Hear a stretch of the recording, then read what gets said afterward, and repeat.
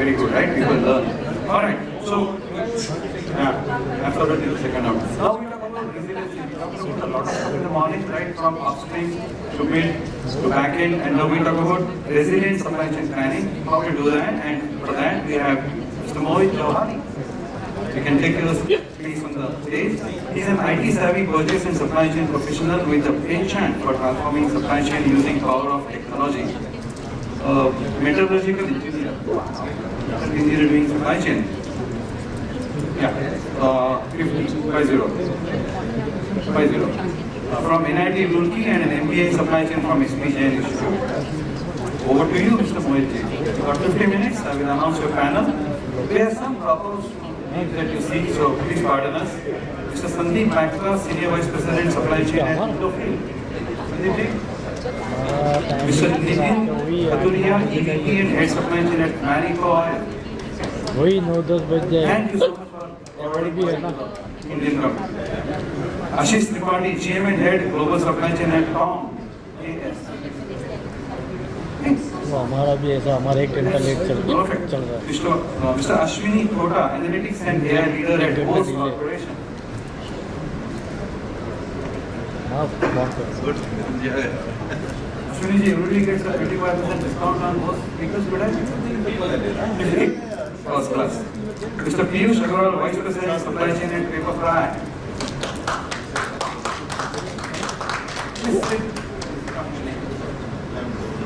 Yes, thank you so much. Group moderator.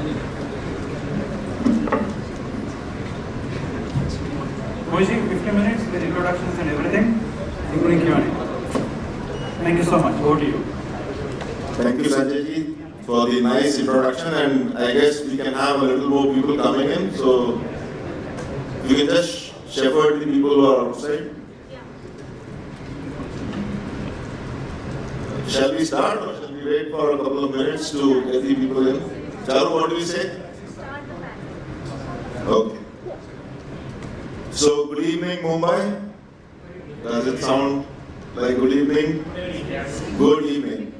It's a very good evening to you all Mumbaikars and those who come from outside. My name is Mohit Jauhari, and thank you Celerity, thank you Sanjay ji for having us here and for the kind words.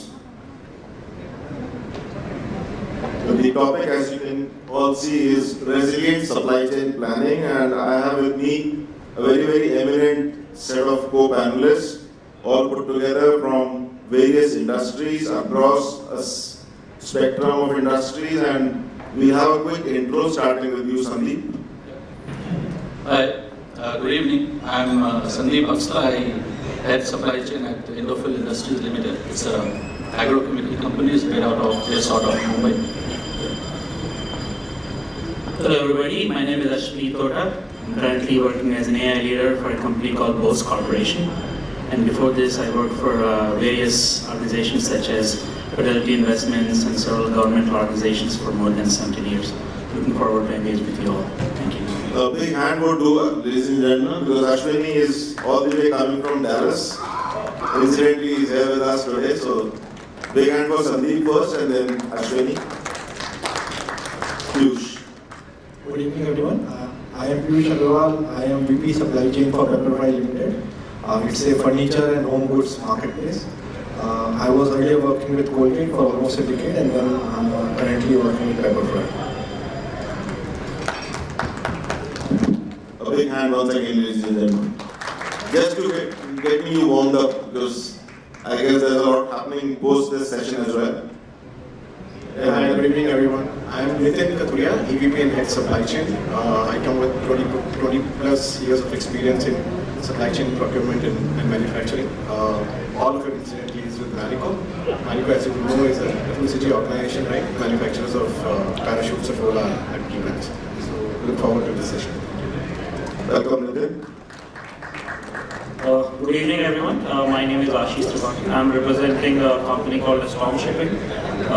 And we own vessels, around 85 of us, of our vessels, trading all across the globe, and we are not a typical venue, and that is what we were discussing. When you say a ship, it comes with a box on it. Now we are specifically onto the product tankers, and we move all of the cargoes related to all the product and the various aviation turbine fuel. About myself, been with company for 7 years now.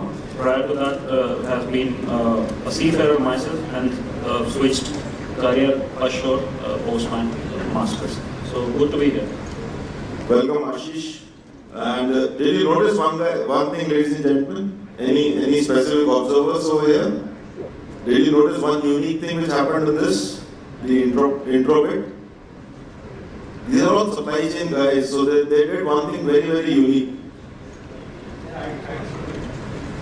He's right. Come on, Mr. Hill. No.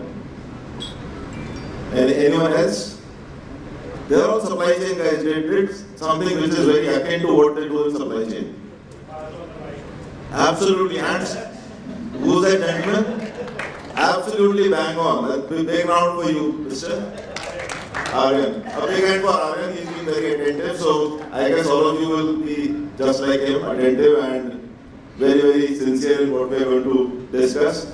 Thanks once again, Aryan.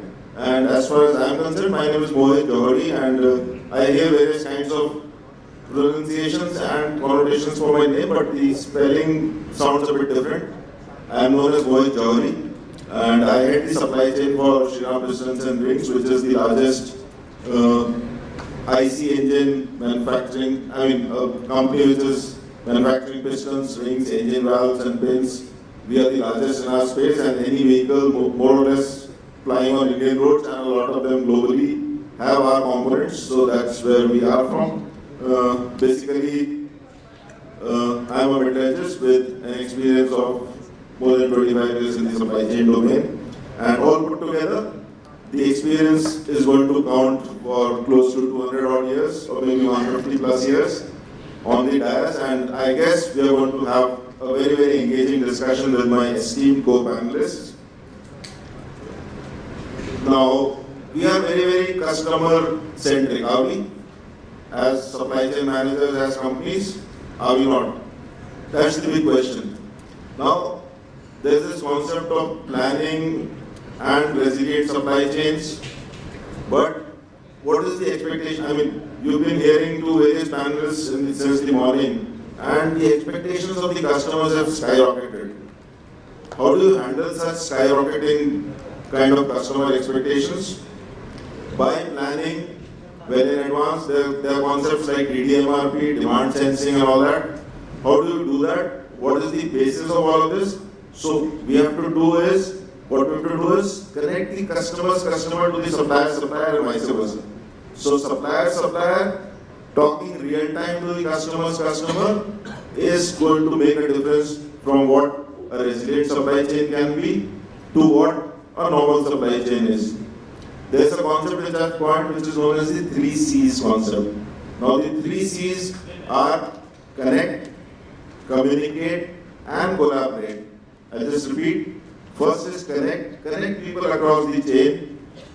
Communicate, start sharing information. There's no point holding on to information in silos. It's not going to help any one of the supply chain partners. And then start collaborating using it. So the 3 C's, once again, connect, communicate and collaborate is what's going to take organizations forward. What is robust and what is resilient? Any guesses? I hope they're going to offer you some prizes as well in case you're able to answer that. No, that's not going to happen, Mr. Tendulkar. Don't get too greedy. Sorry for being a bit too harsh, but that's not going to happen. See, robustness is sturdy and all that kind of stuff. But resilience, why we are talking about resilience? Because what has happened in COVID, what has happened post-Ukraine and all that, earlier the world was not interconnected. They were not countries and companies were not interdependent across countries and companies across the globe. They used to work wherever they were. Just to share the complexity of supply chains, for example, Honda is one company which I work with. They have a component which gets assembled in Japan, parts of which get produced in Philippines, get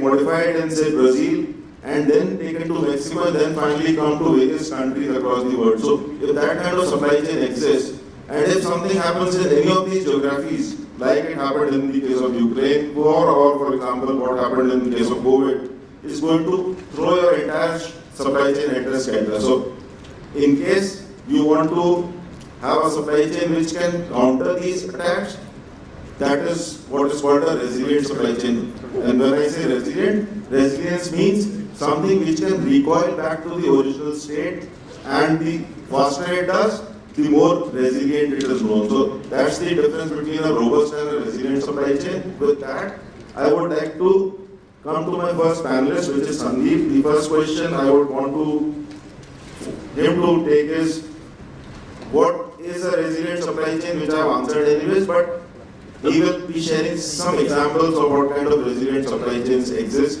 and he will also share some real life examples. Over to you, Sandeep. Thanks, Mohit. I think the word resilience and in terms of or the activity of being resilient, I think it's become more pronounced these days.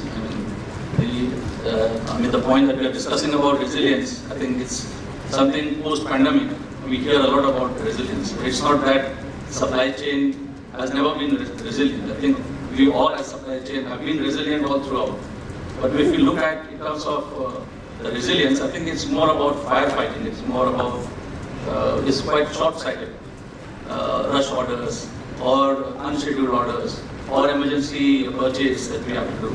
And we have been doing that all throughout as supply chain professionals. But I think post-pandemic, with the extensive and frequent disruptions that we are seeing, whether it's geopolitical, as you mentioned, the economic or the political instability, or so many things that we are seeing that is happening, I think we need to have a long-drawn strategy drawn around resilience. And that's what is important in order to have a business continuity put in place. And there are various things that we can see all around us in terms of how do we do that. And people just jump into conclusion that digitization is the panacea for the solution to become resilient. And I don't agree to that. And maybe during our discussion will come in terms of what are the steps that we should be taking to become a resilient organization. And that's very, very important that we need. So just to start with, I think it's very, very important that we start with our own people. And I can just cite one example where we were very reactive when the pandemic started in terms of immediately investing on certain digital tools, platforms, and we actually faltered and we actually fell flat because we didn't have that capability, we didn't have those sort of resources to actually drive those digital initiatives. So I think the most important part in terms of building our strategy on resilience is to have people who are trained really well or hire capable digitally savvy people and or redeploy them. And that's, I think, the foremost, that is very, very important. And then go for the digital initiative. And obviously there are lots of it, which we'll discuss when we come across. But I think it's very, very important that we all, as supply chain professionals, definitely draw up these resilient program or a plan or a strategy, whatever you call it. Because at the end of it today, as you explained, I was reading an article when the tsunami happened in Japan, just because of a paint pigment in Japan, a lot of automobile companies came to a standstill. So I think how do we manage those? And I think it's very, very important that we have a discussion around this. Nicely said. In fact, Sandeep made a confession which is very, very important. Companies need to realize their mistakes. He said that he made some mistakes which now they are wiser of. So, the moment people start realizing and admitting their mistakes, the journey for improvement begins. And the times have changed from a just in case or just in time. Sorry, I got it wrong. So, from a just in time concept, we are actually going into a just in case. So, planning for failure or planning for something which you are not even aware of, which you cannot fathom, is what is going to define and make people different from the others. With that, I would like to come to Piyush with what are the steps that we need to take to develop a resilient supply chain. Your kind of take on this. Thank you, Mohit. So, talking about resilient supply chain and what makes a resilient supply chain, I believe that we have to look at all the parts of the supply chain. So we all know that supply chain consists of, it starts from things like sourcing, manufacturing, then we have the inventory planning, then we have the distribution. So these are the steps in the supply chain, and all of these steps have to factor in the resilient part. Otherwise, the supply chain will not be resilient. So that's one. But I guess it varies from industry to industry, right? So taking an example, so when I was with Colgate, for Colgate, I guess manufacturing was very much critical part of their supply chain, which they were not outsourcing per se, but they were very much particular about the quality part and the formula and everything. So if the manufacturing breaks, so to repair it, it will take a considerable amount of time. So how do they build buffers in the manufacturing? How do they ensure that they have the flexible capacity in the manufacturing?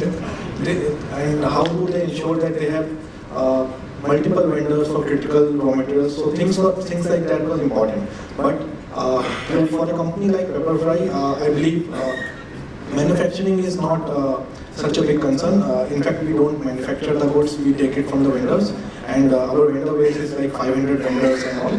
So it's a concern. It's not such a big concern, but the distribution of the goods, the transportation of the furniture from one location to another, the assembly of the furniture, so that entire last mile piece or the mid mile and the last mile piece is very, very critical. And if it's broken, the supply chain will be, or the company will be impacted in a very big way. So here the steps taken are different. Like we are doing a lot of things on our own. I will come to the concept of capex also. So before COVID, I guess capex was not considered a very good thing when it comes to warehousing, when it comes to distribution. But now we know that investing in capex, investing in things like inventory is not such a bad idea. You have to basically balance it out between how much inventory you need to keep. You not always want to work on the JIT model and things like that. Lean is a good thing, but it might not be the best thing for the organization in many scenarios. So coming back to the Pepperfry example, so here we have like invested in capex where we are owning our own vehicles, we are managing our own warehouses, the manpower is not outsourced, we are managing on our own for distribution. So the distribution part is quite robust. So I guess you need to identify the bottlenecks, you need to identify the parts of the supply chain which are very, very critical for you, and then you make them very, very robust. So I believe the firefighting will still be there, but the time it takes to rebound from that disruption is quite lesser if you have that robustness in the critical part of the supply chain. So someone some time ago said, or maybe hundreds of years ago said, that inventory is a necessary evil. It's actually a necessary evil. That's what Piyush was just mentioning, that from being very, very lean and thin to just-in-time kind of a scenario, we have come to a just-in-case. So we have to be prepared for the worst. So that's the concept which Pepperfry is also kind of delving into. With that, I would like to ask a pointer to Aswini. Now, this is something besides what we've been discussing now. I would like you to share some of the best practices in the supply chain and your overview of the latest technologies or transformations which are happening in the supply chain domain. Yeah, Mohit, thank you so much for such a broad question. So I'll add some flavor mostly from a technology standpoint. I want to discuss a couple of important themes that we are implementing at Bose. And before I reveal what those are, I have a quick question for you guys. What do you think is the #1 asset for your company? Any volunteers? What's that? People. Awesome. Yeah, so I want you guys to demand for a better people analytics function at your company. That's the topic #1 that I want to discuss. And the second topic, or best practice, is, whenever someone talks to you about AI, ask them what actions will it enable. So the theme for that is actionable AI and insights, right? So people analytics broadly refers to using data, analytics, and technology to better understand your human resources, right? We talk about customer analytics, supply chain analytics, marketing analytics, but we mostly treat people analytics as a step check, right? So human resources is a cost function, but you're paying a lot for your resources, right? So try to collaborate with your human resources, your analytical counterparts, to understand what are some of the challenges your frontline workers in the SCM function are facing. How can you improve their satisfaction? How can you retain them better? People Analytics aims to do all of this. I highly encourage you guys to have a dialogue with whoever is going to lead this at your company. And the second best practice is actionable AI. Okay? So now AI definitely is a buzzword as we looked at the previous panel. I've seen a couple of people who uses Excel and they deem themselves as AI experts, right? Anyone who is using ChatGPT considering themselves as AI experts, right? But talking about AI is very, very different than incorporating AI into your business practices, right? So actionable insights is the process of equipping your business users to do a better decision making, right? Actionable AI should help your, let's say, demand planners or forecasters to basically incorporate variability into the decision-making process. And these actionable AI tools are something that should help your businesses to thrive in variability, right? So change is the only thing that is constant. How are you building your AI and analytical systems to basically incorporate that into your decision-making process and stay at peace with that? So now for us to build this actionable AI or AI-driven insights, you need to have data, you need to have a lot of data, and you need to have a lot of qualitative data, right? So it is not easy to come up with an actionable AI and helpful AI system. So for someone who's trying to delve into this AI space, I highly encourage you guys to start with your data quality, ensure that you're storing all of your historical data, make your data accessible to all of your other enterprise functions such as sales, finance, and collaboration is the key here. Do all these best practices before you go and hire a data scientist. So these are my two best practices from a technology standpoint. In fact, very nicely put, Aswini. There was a recent survey done in the automotive space which says that 42% of the companies are going to repurpose their personnel.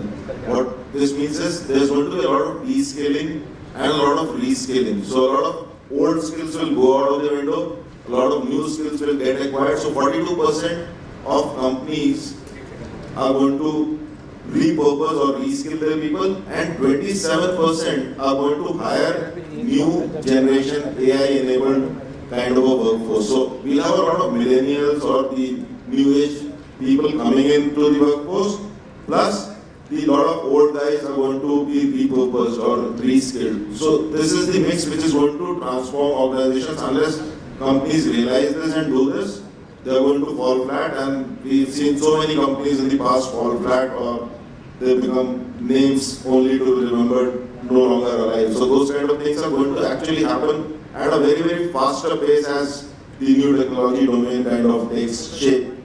With this, I would like to bring in my next panelist, which is Nitin. Now, Nitin, the complexity in the supply chain process is actually here to stay, and it's going to magnify, amplify, whatever. So is there a way to manage this or manage it better? Good. So actually, it's good that complexity has landed up in the lap of an FMCG person, right? So this is where the true test lies of complexity. Now, before I get into answering your question, just wanted to make it clear in this room, what do we mean by complexity here? At least from an FMCG construct. So if I take you back, let's say 10, 15 years back, where would you be shopping from? Local kirana store, right? So today, shops, kirana stores, local. Now today, what is really happening is you have multiple channels, you have multiple options. There's within channels you have e-com. Within e-com you will have Q-commerce, and others will be supplying these models. Now, for an FMCG person who sells product from a 10 rupee pack to a, let's say, 500, 600 rupee pack, available at all times wherever a consumer is actually expected to buy is complexity now for us, right? So imagine, the multi-fold piece complexity which has happened for, let's say, in FMCG's domain, where earlier I was only expected to be available in those kirana stores. Now I need to be in all the pin codes of every e-commerce or any e-com where it is selling from, right? So that's complexity for us. Now, so how do we handle that? I think that's what the question here is. Now, I think the first thing which is extremely important, I know from what I've seen is from the supply chain side, people what really happens is the first thing which when we talk about complexity, first thing which comes up is resistance, right? So हम तो पहले ऐसे करते थे, अब इतना क्यों करें? I think that's the first piece which any time any supply chain person will come up and say. I think to me that's the first piece. In the mindset, we need to accept that this complexity is here to stay, right? Now, when you accept these things, you will start looking in your head as well in designing some of those things. So first thing in my mind is accepting that this complexity is going to stay. So long as all these guys who are there, they would want to, earlier we were only giving it to kirana stores who had absolutely no say in what you want. Today, the Reliances, the DMarts, the Amazons and Flipkarts of the world are demanding, they're extremely demanding. They want, exclusivity, they want high growth, right? Now, in all of these things, I'll tell you just an example. One product, which about 10 years back, I used to sell in one SP, one form. Today, the same product we sell in about at least 5 to 6 forms. Whether it is in combo forms or bundling or some kind of consumer offers and tie-ups and stuff. Right? So this is what complexity is. So unless in our heads we start accepting that this is there, I think that's the first win for us. Second, having known that we need to do this, I think it is about enabling the processes and the design of all the systems which is there, which can support complexity management we need to do. So for example, in your manufacturing lines, are we designed to handle multiple changeovers versus what we used to do is producing all of it, all together with longer runs. So these are the things that we need to as we need to ask ourselves and see in the designing process we are doing that. I think that's step number 2. Step number 3, of course, is enablement of this complexity through technology.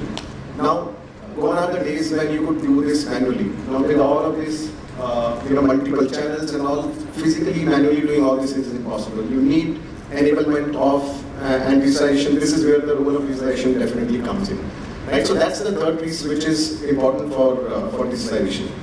Now, believe me, trust me, I see a supply chain because of this complexity. Actually, I see this as a source of competitive advantage. Earlier, supply chain was not a boardroom discussion point, but today it is. And I see this as a source of competitive advantage for a company who is better managed, who is actually able to handle this complexity far better. Finally, it is also important for supply chain to push back to the business in terms of how much of this complexity can creep in, right? So many of these things are obviously very tactical at times. They don't really last for long. So we have a process, for example, called SKU rationalization. So we look at we won't believe in last 3 years we would have rationalized 50% of our SKUs. Alright. Now while the complexity comes in, we need to be demanding to the business as well whether it is making sense or not. Right? What can we do to really handle it better? So I think pushing back to the system is also equally important while we design and prepare for complexity. Unless this all loop is completed, that's where these things will get managed. And as I say, today at least in the FMCG domain, the companies who will be able to handle complexity better, it will be definitely a source of competitive advantage for them. Thanks. Very nicely put, Nitin. And complexity handling is going to be the key as far as companies going forward. So with this, I would like to bring in my next panelist, which is Ashish. And Ashish, I would like you to say share your thoughts about collaboration shaping the future of the supply chain planning model for that matter. So collaboration and how does this shape the supply chain of the future as far as planning is concerned? Yeah, thanks for the question. I'll try to answer from our business perspective how it becomes challenging for us as a ship owner when the ships are moving all across. And unlike a box carrier or a car carrier where routes are known, for us we are on spot charter.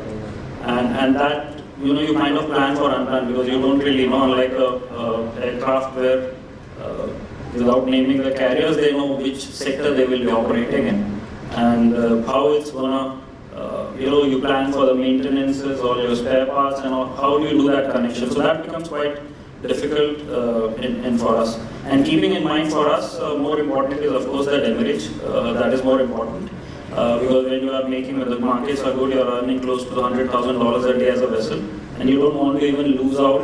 When we were discussing in the boardroom, the things were to a couple of days when the markets were not good in terms of demurrage, and now it comes to even a couple of minutes of demurrage, right? Because you want to capitalize as much as possible. So for us, that remains very much important, and also how much, because fuel is a bigger expense as such. So how do you want to optimize that? And of course, on top of it, safety is of a paramount importance. When you are a big company, you don't want to have even a small incident. So keeping all that in mind, if I go very specific in our case, is that depending on the supply chain model, whether it is, and it is not one size fits all, of course. If it is a complex, if it is a agile, if it is a efficient, so depending on what your business allows you to do. In our case, I would say that for us it is, if I talk about connected machinery, that is something very important for us. I have some colleagues here who have been on board the ship. We remember if you had to exchange while we were sailing on board the ship, you had to wait for an internet connection because it was so expensive to send an email. You had to wait for 4 or 5 days on board the ship to do that. And right now, even the machineries are connected. So in the current scenario, what we do, taking a specific examples, is that we try to connect the machineries which are very much 10,000 kilometers away from the action scene. We are sitting in the office, wherever it is, and we are able to look at their parameters. And if I give an example, taking, because like I said, the cost is very important when you're trying to, the fuel consumption. So there are various machineries which are involved. So given a basic example, we have kids at home, right? We want to know that every time the lights are off. So a basic thing is that if there is a generator or a auxiliary machinery is running, there will be various sensors which will be feeding in back, and they will be giving that prompt advices to the crew on board the ship, which in the future, I mean in the previous cases, it was depending on how old the person has been on the ship, they will be knowing that. And right now, even a millennial can do, and then they will get as a pop-up from these, which could be on your vibrations, which could be on your temperature. So all those machineries are feeding that information to the IoT, and that will be basis various algorithms gives that. Also another thing is that as a shipping, we get criminalized on the carbon footprint, and that is something which we really want to move ahead. As a legislation, it says that you need to reduce your carbon footprint depending on the organization, say 35% by 2040. We have taken that as an initiative. By 2025 we want to reduce. So there are various, so like these things of a IoT in terms of connected machinery, long distance from the action site, we get this feedback, we talk to the vessel, we talk to the crew, and then rather than the breakdown maintenance, it is more of an observation which we are doing, and there is a very much planned maintenance which it does. And that we have seen a drastic change in terms of how the connected vessels are. We ourselves know that how difficult or expensive the data was to consume on a personal level, and that sort of a shift makes it quite interesting, and agree that that makes it as a competitive advantage, because as a small ship owner, probably there is a cost involved, and you will not be able to garner that cost or see the return right away. And that is where I think makes it more interesting but more challenging at the same time. Interesting and challenging at the same time. So, two contradictory words, but that's how life is. So, very nicely put, Ashish. In fact, we saw, we were there in a panel discussion in the morning wherein the gentleman from John Deere, I guess, was sharing something of predictive maintenance of vehicles. There's a company called Volvo Eicher Commercial Vehicles, VEC as we know them. They already have put in place a project wherein they are predicting their vehicle behavior. They are mining a lot of data using AI, ML and all of that stuff, a lot of algorithms, and predicting when a vehicle is going to get into a breakdown, specific breakdown in fact, when a tire is going to fail or when the engine may have an issue or when the brakes may fail. So that kind of predictive analytics is being dished out to the customer, and the customer, once he starts making use of it, he's better off because from getting into a breakdown of say 5-6 days, he's able to manage a minor repair within 5 or 6 hours. So that's the kind of predictive analytics being shared and utilized by consumers. It is a real life thing. I mean, it's happening around us. So that's the kind of collaboration and the machine learning and integration which is happening.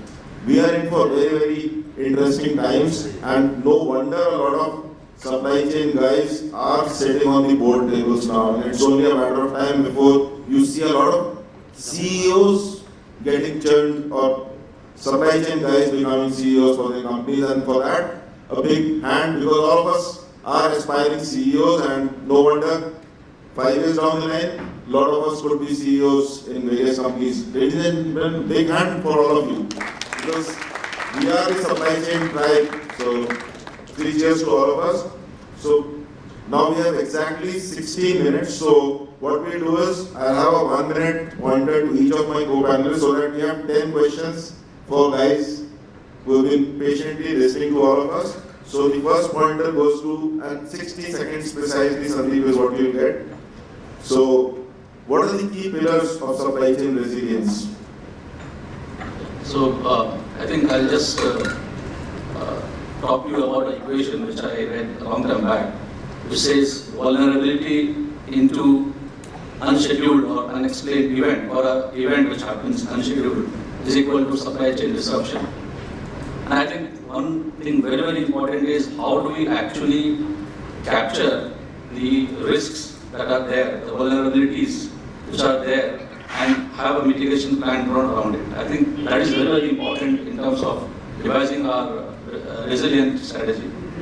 I think the other important thing besides the risk, and to tell you, since we're talking about the boardroom agenda, in fact, just in the boardroom meeting that we had two quarters back. I didn't get a very positive response. I was expecting a thunderous kind of an applause because everyone is a supply chain guy over here.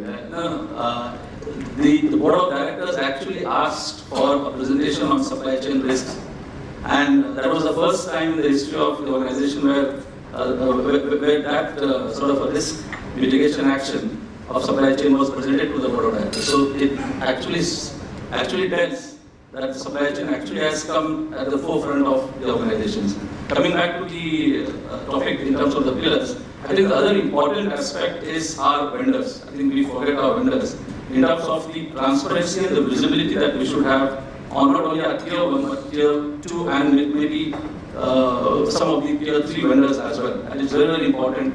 And similar to the CRM, the SRM, the supplier relationship management, I think that needs to be made very, very robust.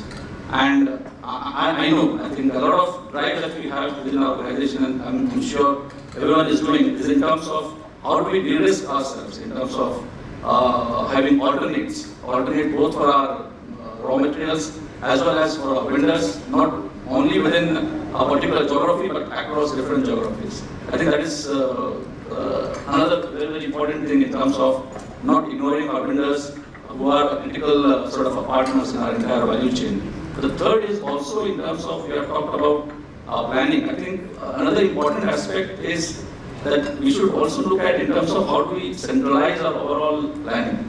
I think that makes a lot of sense with the digital initiative that a lot of people are taking, is how do we centralize that and then look into our, how do we create and review our networks, how do we review or evaluate the strategies that we had earlier, whether it's just in time or whether it's in terms of our inventory holding.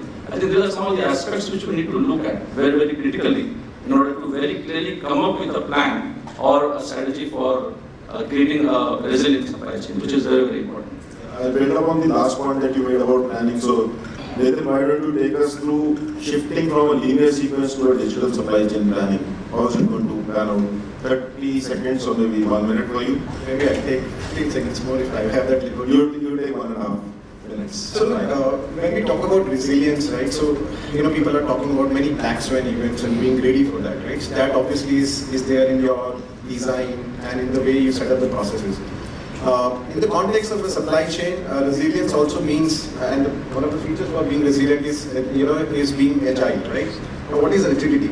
Agility for us plays out on a day-to-day basis, right? Now, consumer, I spoke about the complexity in terms of number of multiple channels which we are in COVID, for example. The shift from modern trade in GT shifted all overnight to e-com. So how do you service some of those things, right? So for me, resilience is also about being agile on a day-to-day basis, at least in the FMCG context. Now, how digitalization here is playing a role for so agility has two elements to it. One, you should have visibility. You know where things are going, what can be done, and then second is the velocity to respond to that change which is happening, right? So I think these are the two elements that we build on, and that's where a couple of initiatives, digital initiatives that we have taken within Marico. For example, one is what we call demand sensing. I think you spoke about that. So what we do is we have developed an ML-based model which kind of tells us a very short term, exactly why you have done a planning, SNOP planning at the month level, but it tells you, what is happening in the short term, and as a result, you are changing your distribution planning basis. You don't know where the demand is. Now, this is what kind of forecast accuracy are you getting? So look, on the base forecast, you can get about 10 to 15% higher accuracy at a CFA SQ level through these pieces. So this not only improves your accuracy, of course, and as a result fill rates, but also your demand distribution index goes down dramatically, and as a result your inventory also goes down. So that's one piece which we have. The other is we have built in a control tower which looks into, again, there is a platform on the visibility where everything is available. Then we are pushing out alerts for people to take action on some of those things. That again has helped us a great deal in terms of responding to some of those changes faster. So this is something which we have kind of built in our supply chain, digital examples, which is actually helping us not only manage this complexity, but being far more resilient and agile in terms of what we are doing with our consumers. So course correction and real time at that. So that's the kind of thing which is happening. So Ashwini, why don't you take us into 2025 and 2030? What's going to happen as far as AI and ML and ChatGPT is concerned in the supply chain domain? So 2025, 2030. I'll try. And my favorite quote is, all models are wrong and some are useful, right? So in the same spirit, all forecasts are wrong and some are useful. We started talking about statisticians like maybe 15 years ago, data mining, predictive analytics, machine learning, deep learning, and now generative AI, right? So the funny thing is none of them are totally new to each other, right? So think about it as like, old wine in a new bottle. But what the organizations are getting because of these innovations is they're getting options, right? Before things that can only be done in top-notch research institutions, now anyone with laptop and a Google Cloud or Amazon Cloud account are able to do this, right? So organizations are getting more choices, and hence, they can focus and pinpoint on certain problems, right? I foresee that will continue to evolve. Instead of working on a broad stroke forecast, now organizations are doing, hey, how should I think about new product introduction? How should I forecast for sustaining products? How should I think about new markets? You can slice and dice it in multiple different ways. And surprisingly, the concept of generative AI is also old, right? I mean, it's been there probably since 1980. I remember reading about LDAs and things like that. But what's new is commercialization of generative AI, right? So having that Gen AI or LLMs in your fingertips.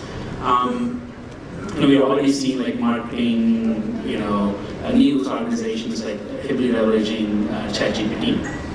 When it comes to SEM function, because of the complexity that is involved, I think that we are still a few years away from the ChatGPT and generative AI to take the center stage, right? So what I see happening in the next few years is basically people will start using this ChatGPTs and BARDs to actually do mundane tasks, right? So let's say if you want to draft a routine email but with a human touch, right? So things like that, maybe do a basic reporting, right? But maybe like 10 years from now, when the processes are much more mature. Probably will automate a lot of the forecasting work, and then I anticipate the role of like, forecasting experts will turn to like managing algorithms than like managing people and so on. Very nicely put, in fact. Now coming to Piyush at Pepperfry, I mean, how are you planning to handle the variability in demand? A quick take, because that's here to stay. Yeah. So talking about variability in demand, so as you said, it's there to stay.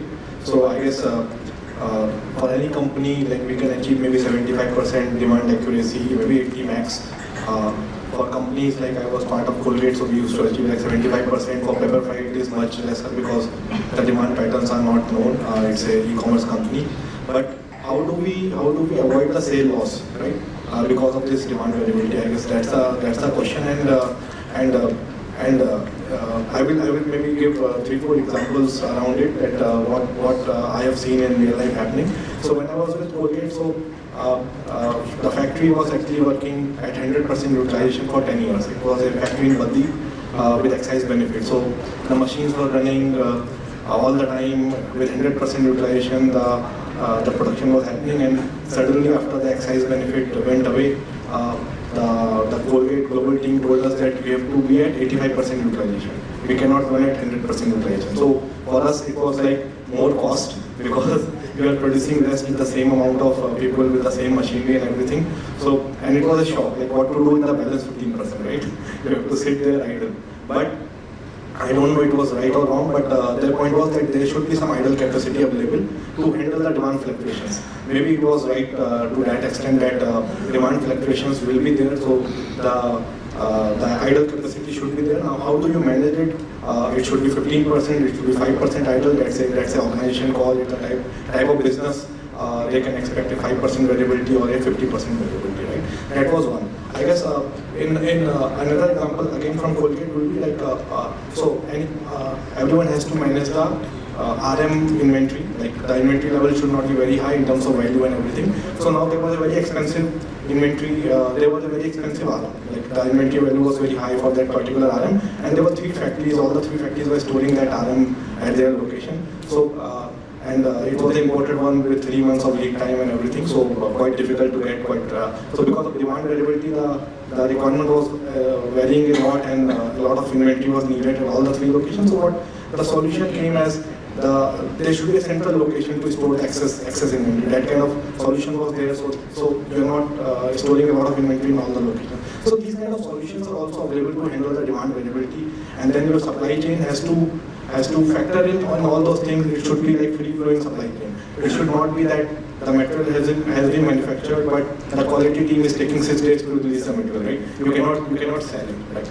So that's from Colgate. I can quote some more examples, but I guess we are out of time. So a lot of optimization in the supply chain is what is going to be here to stay. And Ashish, why don't you share a few thoughts on Industry 4.0, a lot of jargons around Industry 4.0, supply chain 4.0. How is it going to make supply chain more resilient?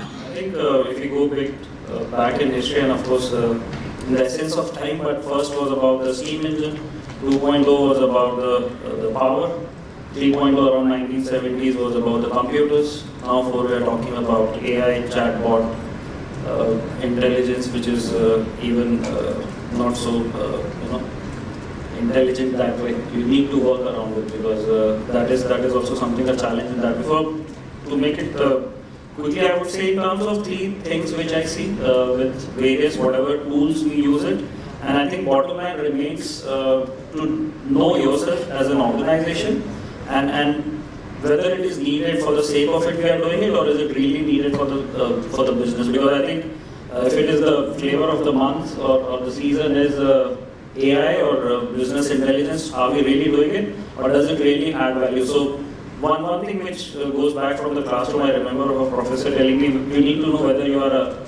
hathi or an elephant as a supply chain, or you are a cheetah, or you are somewhere in between. So you need to know what you are exactly, and then basis accordingly you need to design your philosophy. And quickly wrap it up, 3 things which I strongly see would be happening.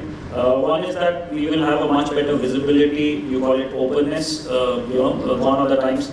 You don't want to share the details with even your suppliers, you go 2 levels down. so that what we studied as a goal will be perfect, of course, but on the smaller scale of things it doesn't happen. So that openness will be very much there. Second will be the decisions will be much better, of course, talking about the accuracy of the forecasting, whether be the sensors to know the machineries, whether be the Twitter to know the trends. So there will be a lot of things which will be, basis the data which will be driven, which will not be a guesstimate, which we have been doing for a very long time. And as a supply chain, the third thing which I think will be revolutionizing is on the warehouses, which we have seen ourselves, the bots coming into picture. Of course, they will not be taking much of a job, which is, I believe, a hot discussion always, right, with coming in. I think we were discussing that as well before the panel, is that will be enhancing and then, elevating, and that is what we have learned over the first, second, third, or now the fourth one, revolution coming in. So what's going to happen is OTTT, which stands for openness, transparency, trust, and teamwork. That's going to pan out and play out in the supply chain domain. So openness, transparency, trust, and teamwork is here to stay, and that's what's going to transform the supply chains. We are just a few minutes for wrapping it up, so open to questions now. One question. Thanks for the patience. We have to do felicitations, so that will take 2 minutes away anyway, right? So, just quick. That should go into overtime. And from a session, and from someone who didn't ask a question since morning, to be fair to everybody. Anyone? No repeat questions from producer? No repeat questions. No, but there are more people here. Everybody, it's a fair ground, right? Since the mic is in my hand. No, it doesn't matter. I'm very sorry. Anyone who didn't ask a question this morning? It's very fair ground. Very equal opportunity. Right. Anyone? Thank you very much. Please. And sir, thanks for the compliment. You said something which kind of came to us. Thank you.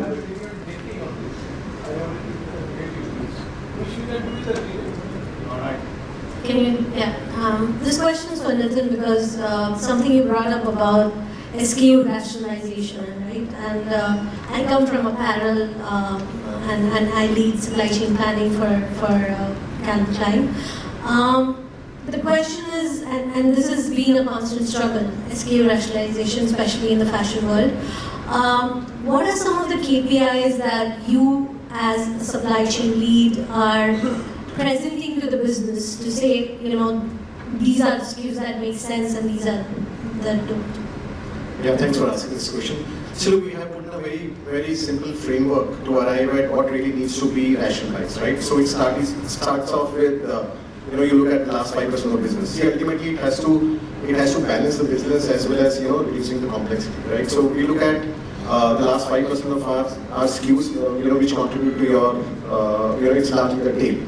So within that, we look at the kind of slog which is there in those SKUs, the growth, expected growth that going to come in, right? And finally also on the kind of margins that you make, right? So these are the elements that we put together and we propose. So there is a framework that we have put in and we propose, these are the SKUs which needs to get rationalized. So that's the framework that we use within Marico to kind of reduce these, rationalize the SKUs.